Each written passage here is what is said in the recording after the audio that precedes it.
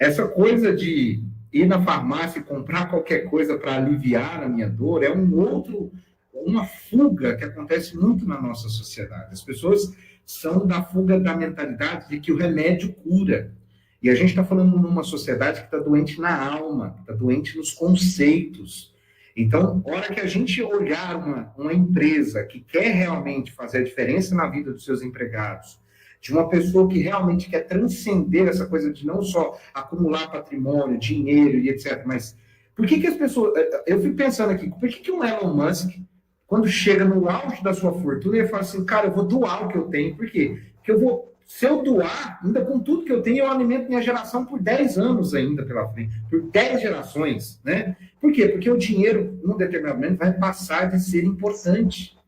Porque não adianta você ter dinheiro se você não acordar, não adianta você ter dinheiro se você paralisar, não adianta você ter dinheiro se você vai para uma cama e fica na UTI, né? Então, tem várias coisas relacionadas a essa integralidade da humanidade que eu acho que governos, que sociedade ainda não estão totalmente preparados para discutir isso, né? Agora, por exemplo, o nosso governo foi lá e colocou o girassol, né? O negócio lá do girassol para os autistas.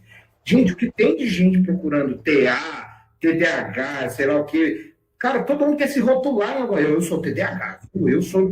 Tudo bem. Eu tenho um amigo assim, viu, Elton? Ele pegou e falou pra mim, ô Ed, eu tô com TDAH. Eu falei, cara, mas beleza, quando você foi ao médico? Ele falou, não, eu fiz um teste ali no Instagram. Eu falei, pô, cara, aí você tá, né?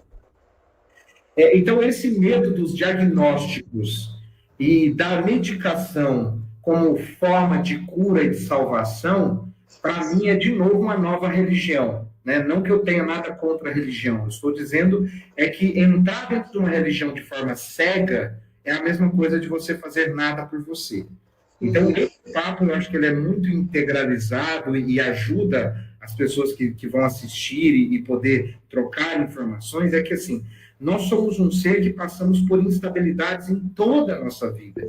O quanto que eu estou preparado para poder lidar com essas instabilidades? Exatamente. Pessoal, deixa eu até trazer isso que você falou. Na área da tecnologia, a gente vê muito isso, de pessoas se autorrotulando, como você falou. Hoje em dia virou moda falar que tem TDAH, né? Muitas pessoas... E assim, vocês não sabem a dor que é ter isso realmente. A maioria das pessoas que falam não tem. É porque realmente virou moda, como você falou. A gente entra ali no TikTok e tem 3 sinais de que você tem TDAH. 3 sinais de que você tem que você tem bipolaridade, borderline, não sei o quê. E assim, isso se popularizou muito. E quando você falou da Ritalina, eu me identifiquei. Porque a primeira coisa, quando eu entrei na programação... Quando eu conversava com os meus colegas, eram que você tinha que estudar até morrer e que todo mundo tinha que tomar Ritalina, porque se você não tomasse Ritalina, você não teria a produtividade ou não absorveria a aula da forma que ela deveria ser absorvida, por exemplo. Então, eu fiquei muito chocada com isso. Eu não me adaptei aos remédios, graças a Deus. Para mim, eu sou bem tranquila em relação a isso. Não tô julgando quem usa, não. Só tô falando que tem muita gente que usa indiscriminadamente. Não foi ao médico, não consultou, só porque é moda e vai lá e usa o medicamento. Então, tá uma febre entre os jovens mesmo, né? Tá tomando vários remédios, se automedicando, para poder realmente tá nessa corrida aí da inteligência, de ir atrás, né, da tecnologia e tudo mais. E como o Elton falou, a medicalização da vida muitas vezes utilizada como um mecanismo de fuga, né? Do que realmente precisa ser percebido, ser enxergado dentro de si mesmo, nesse processo profundo que a gente deveria sempre realizar de autoconhecimento, que ocorre até o último dia da nossa vida. Então, uma medicalização da vida, é medicamento para dormir, medicamento para acordar, medicamento para estudar, medicamento para ficar agitado, medicamento para, enfim, para tudo, né? Para existir, para viver. É como se a gente tivesse que estar o tempo todo sob efeito de alguma substância, né? Que altere no rumo, na direção que a gente, a princípio, deseja. E a gente sabe que isso é muito delicado, porque acaba incentivando as pessoas para esse uso indiscriminado, né, não prescrito por um médico responsável, né, que possa fazer uma avaliação adequada, né?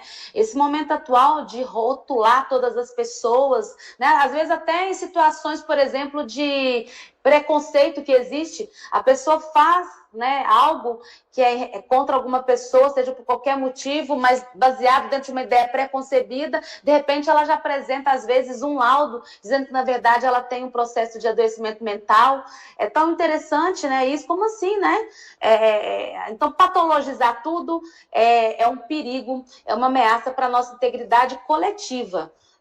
Em termos de saúde mental da nossa sociedade, né? A gente precisa tratar essa temática da saúde mental com mais responsabilidade, avaliar, se vigiar, inclusive nos discursos, né? Parar de falar assim, você alterou o humor hoje, você é bipolar, então. E o perigo também desses testes, né? De Instagram, TikTok, que estão jogados aqui na internet, como eu falei, né? A gente usá-la dessa maneira é algo irresponsável, né? Que pode comprometer a nossa saúde de modo muito profundo e às vezes até irreversível. Então, esses testes que existem estão jogados ali e eles não definem diagnóstico. Eles não realizam um diagnóstico correto. A gente precisa procurar, de fato, um especialista para fazer essa avaliação de modo sério e responsável. Ô, Jaque, trazendo isso da nossa realidade, quando a gente estudou, eu lembro muito bem que havia, no começo da nossa faculdade, um negócio chamado luta antimanicomial, né? Que existiam manicômios na minha época. E o que é interessante é que as pessoas que eram classificadas com esses sintomas eram jogadas no manicômio.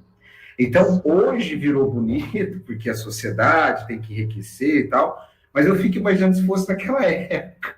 Se a gente tivesse toda essa modelagem, peraí, você precisa pôr no manicômio, vem cá, vamos lá, pá. Então, se alguém tiver o interesse em colocar assim, manicômio de Barbacena, e colocar algumas fotos do que aconteceram lá, vocês vão ver como é que é tratada a saúde mental. A saúde mental, ela tem um gap desde a Idade Média, na forma de como lidar com o indivíduo que adoece. E a doença invisível, gente, é a pior doença que tem. De você chegar para uma pessoa e falar, cara, eu não consigo lidar com esse mundo, e eu estou aqui totalmente embotoado, sem comunicação, com o desejo de não viver. Então, quando alguém traz uma situação como essa, ele fala, não é físico, meu coração está batendo, meu pulmão está respirando, está tudo em função, mas eu estou sentindo essa dor ela precisa ser tratada de uma maneira com técnicas específicas, né?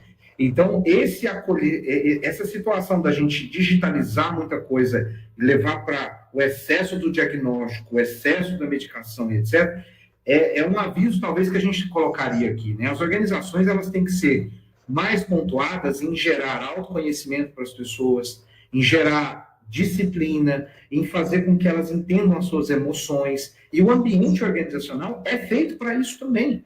Por isso que muitas das empresas pararam e falaram assim, se nós não discutirmos o que é produtividade para nós nos próximos anos, nossa empresa vai deixar de existir logo, logo. Por quê? Porque as pessoas vão querer um momento que elas falam assim, trabalho? Eu não quero trabalho. E vão começar, acho que até num dos seus podcasts vocês falaram do Basic Income, né, que é a renda básica que alguns países estão adotando. Por quê? Gente, vai chegar um determinado momento que, se a população cada vez mais, os índices de natalidade caindo, as questões voltadas a não ter reposição de pessoas no mundo, vai chegar um momento que eu não vou precisar trabalhar. Você fala, poxa, o que tem de alimento aí, não precisa produzir mais, já alimenta todo mundo. Então, esse balanceamento entre natalidade, entre taxas de situações de como apoiar essas pessoas, etc., isso tem um efeito na sociedade gigantesco. Se a gente não parar sobre políticas públicas, sobre entender governos, sobre entender como é que essas empresas estão se articulando para esse movimento, nós vamos ter pessoas cada dia mais adoecendo sobre isso. Não tem dúvidas.